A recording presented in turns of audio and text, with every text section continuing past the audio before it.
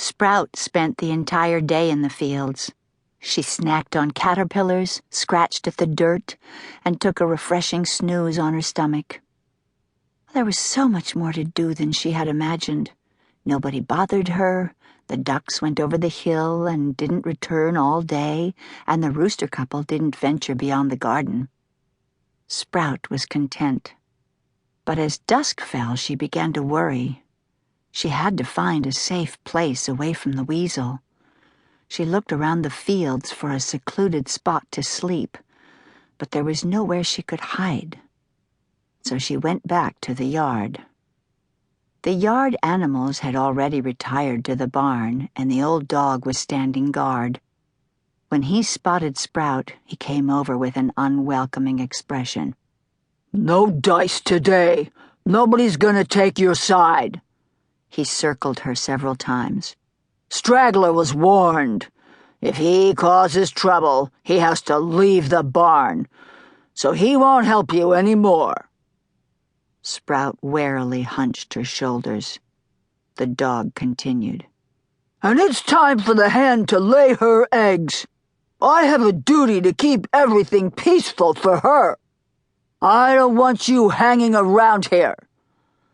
Sprout could tell he was fearful of the hen's bad temper. If the hen got angry at him, she would peck him on the snout. He didn't want to be bossed around by a chicken.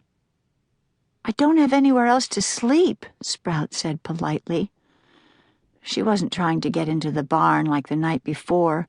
She just hoped to sleep under the dog's protection. She didn't care where she slept, as long as it was in the yard. "That's not my problem. I'm going to get busier and busier. The hen wants to sit on her eggs in a quiet place, right over there." He gestured to a thicket of bamboo near the pile of compost. It seemed like the kind of place the weasel might raid at night. "Soon enough, I'm going to have to patrol that area too, at my age. The hen is depending on me. If she knows you're hanging around, she's going to get crabby. I'm too old to deal with that." He sighed. "I won't make a peep. Just let me stay a little while. Under the stone wall or at the edge of the yard. I'll get up before the rooster and leave." "You're asking too much.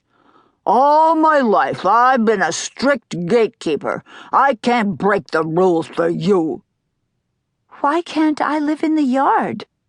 I'm a hen, too, just like she is." "Ha! Silly chicken. What makes you think that? Yes, you're both hens, but you're different. How do you not know that? Just like I'm a gatekeeper and the rooster announces the morning, you are supposed to lay eggs in a cage, not in the yard. Those are the rules." "What if I don't like the rules? What happens then?" "Don't be ridiculous," the dog snorted. He turned around and went into his house, shaking his head.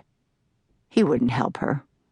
If she annoyed him further, she was asking for humiliation, just like she had when the rooster told her, "Nobody wants you."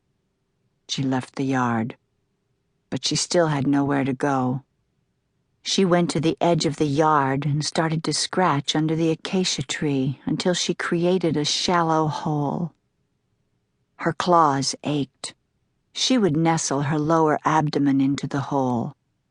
The dog just watched. Sprout's heart was filled with sadness and rage. Not long after that, the hen began to spend all her days sitting on a nest in the bamboo thicket. Sometimes she visited the compost pile to hunt for bugs, but she no longer went into the garden. Sprout's mood sank. She didn't know how long it had been since she'd laid an egg. She hadn't felt like laying one in the coop, but now she was healthy again, and all the feathers on her neck had grown back. No matter how desperately she wanted an egg, though, she sensed she couldn't lay one. How proud